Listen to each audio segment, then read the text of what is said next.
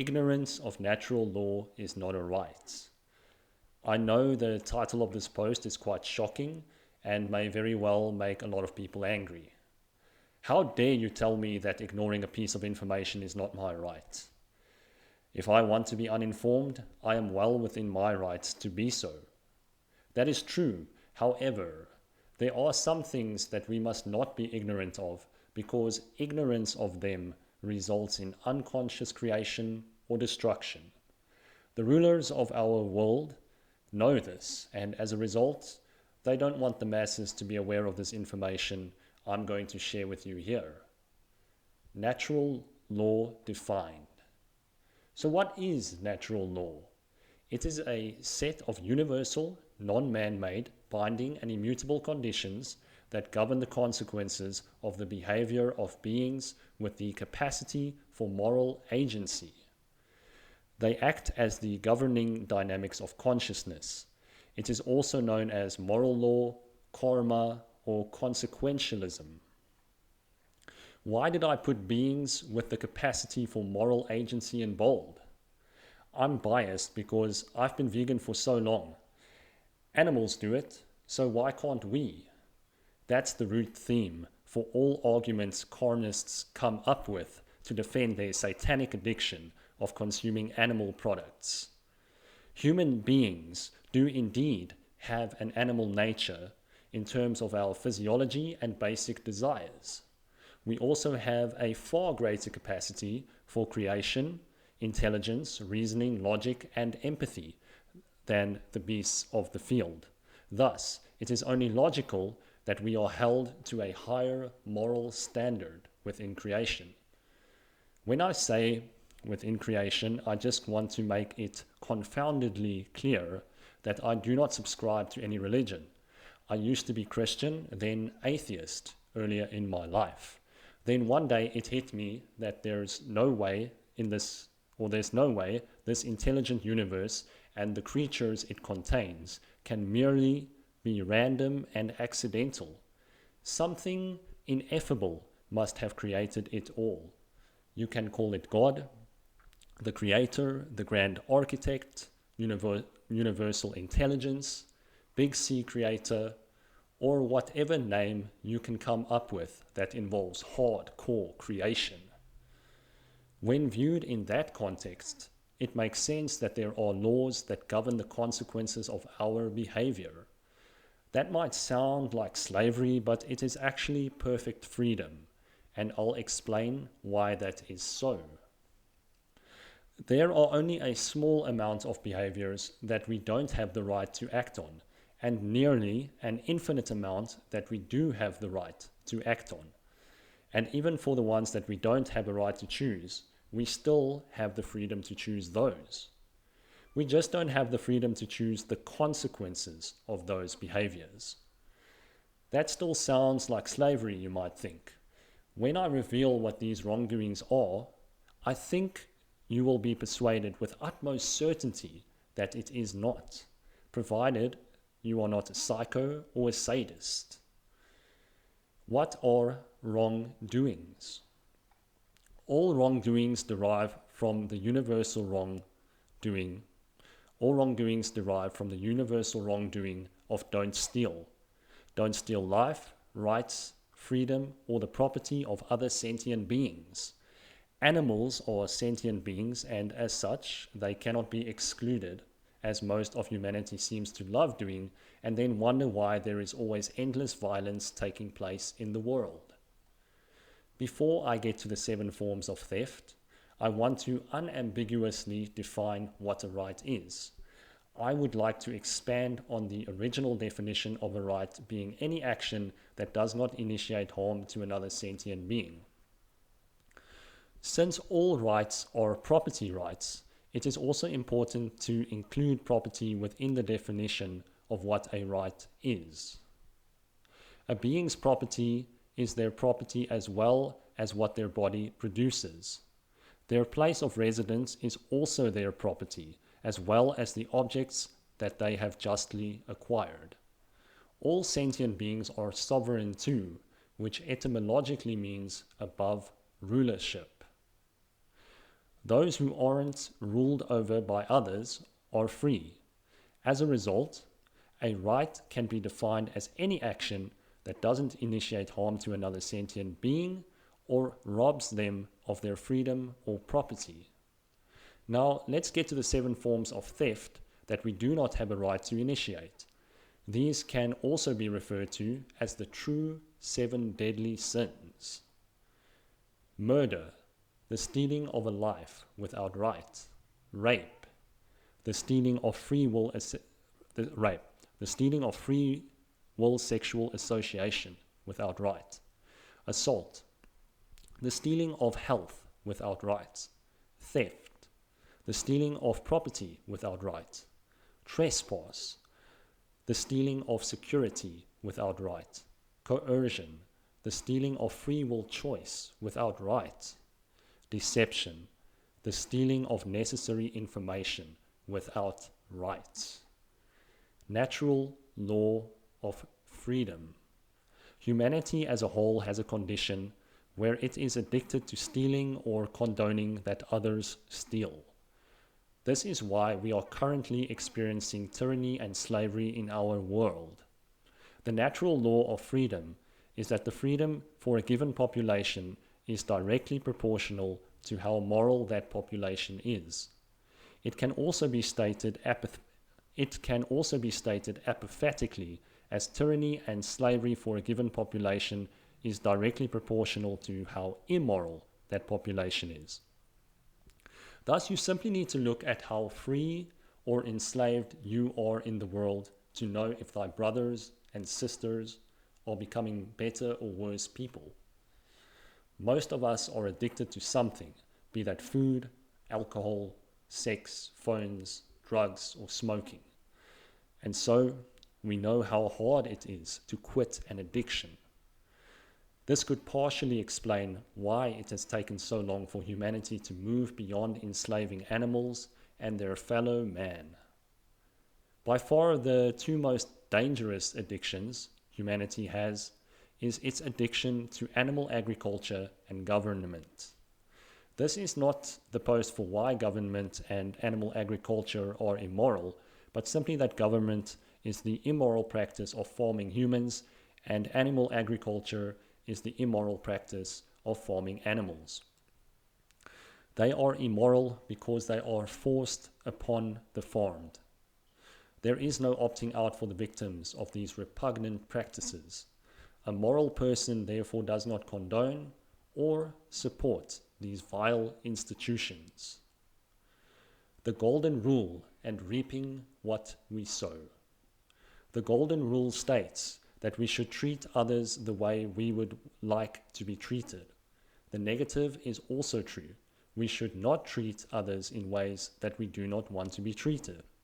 Obviously, if you're a psycho, sadist, masochist, or all 3, then it's just not going to work out for you. Perhaps in the next life you'll be more empathetic.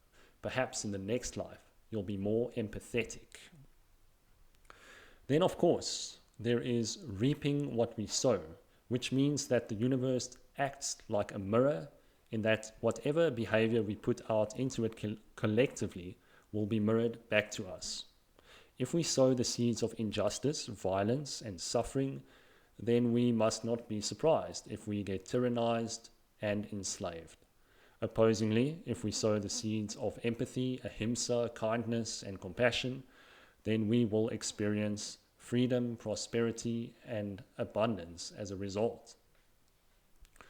Do no harm, take no shit.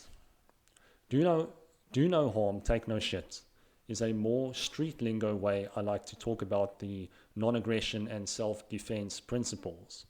These are self-explanatory, but I'm going to elaborate anyway.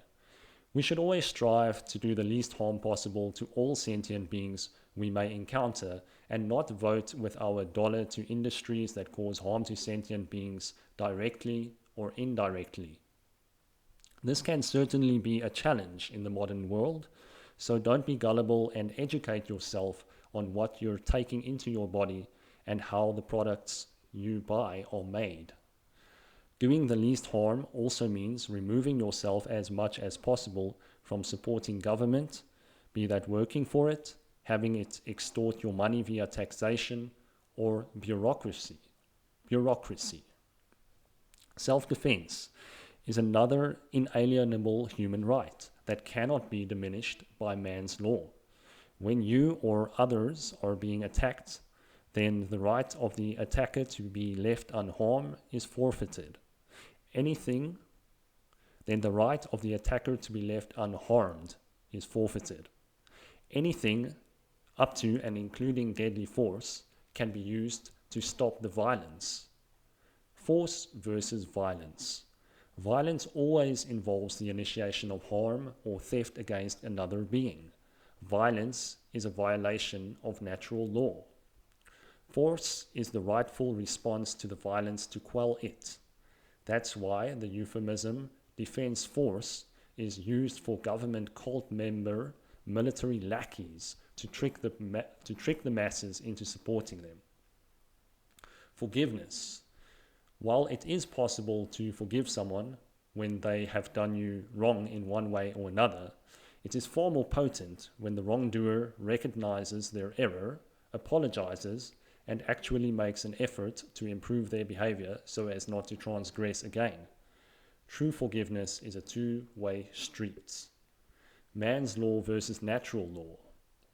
Man's law is nothing more than dictates from the so-called ruling class, also known as the fooling class, that are enforced by thugs in uniform. They are arbitrary and based in coercion.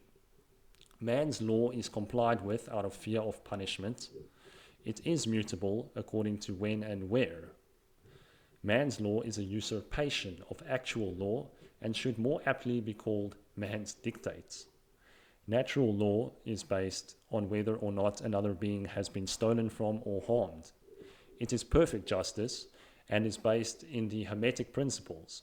Natural law is harmonized with from a place of wisdom, like not walking on the edge of a cliff because the physical law of gravity is understood.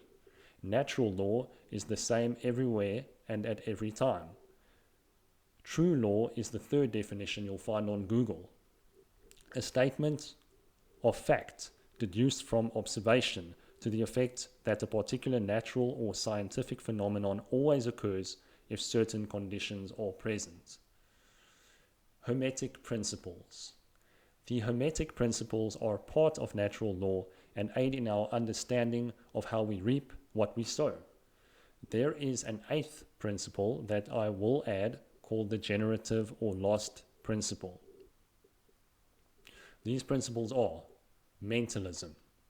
The all is mind. The universe is mental. This means that for anything to come into existence, it must first be thought of. It also means that the way we think is how we will experience reality.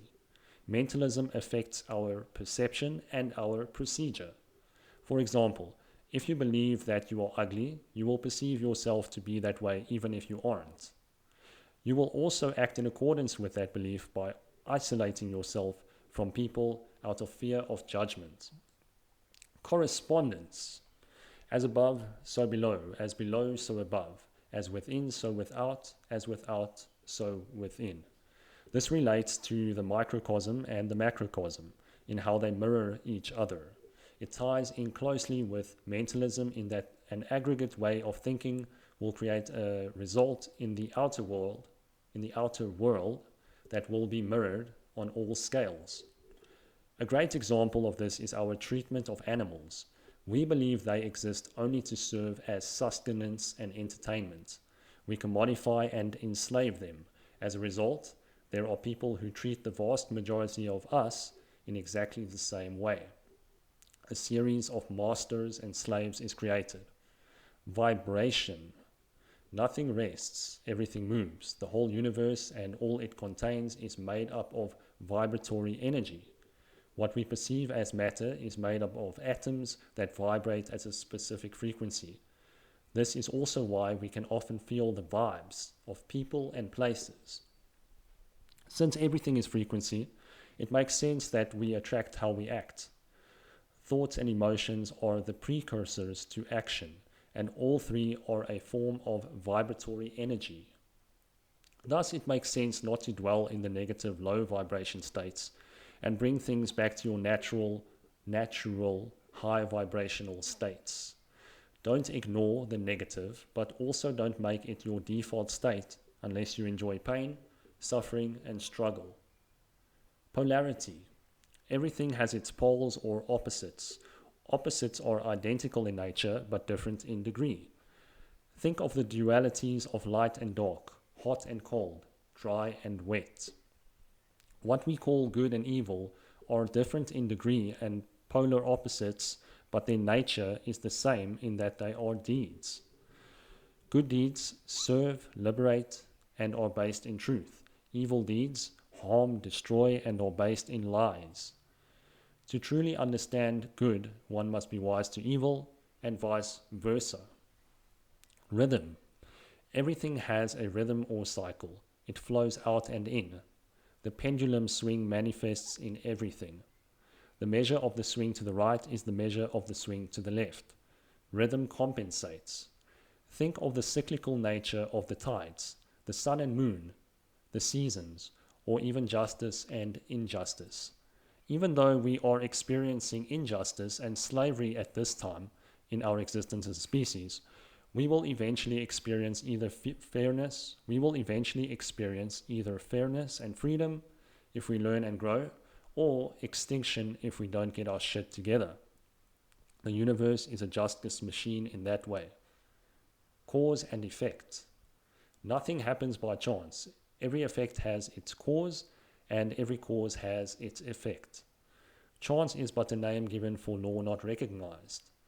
There are many planes of causation, but nothing escapes the law. We live in a symptom society that is obsessed with band-aid solutions in the plane of effects rather than going to the plane of causality and changing the effects there. Doctors and big pharma will convince you that you need to undergo expensive procedures and take drugs to solve your dis-ease. In the plane of causality, you simply need to eat fruits, roots, sugar and rice, get sunshine, think right, and move your ass to become well. Of course, there are exceptions to this example, but this is overwhelmingly the case. Gender. Both masculine and feminine qualities exist in everything. Think yin and yang. Feminine yin is about passivity, receptiveness, and introspection. Masculine yang is about activity, outgoingness, and expansion. When these qualities are balanced, there is harmony. We all have masculine and feminine qualities in our psyche. It doesn't matter if you are a man, woman, or hybrid. A good balance between them would be not tolerating abuse by bullies and not becoming a bully by abusing other beings. Care. Even though it is known as the generative principle because it is the driving force of what we create, it ultimately comes down to care. What we care about the most is what we put most of our time, attention, and effort into, and that is what gets created or not created. What we care about is what drives our actions. For example, a population that doesn't care about the injustice in the world and its causal factors can never be free, whereas a population that cares deeply about these things can manifest justice and therefore freedom.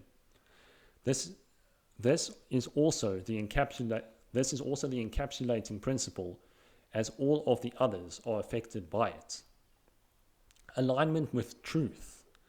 There is a reason why the words right and correct mean the same thing.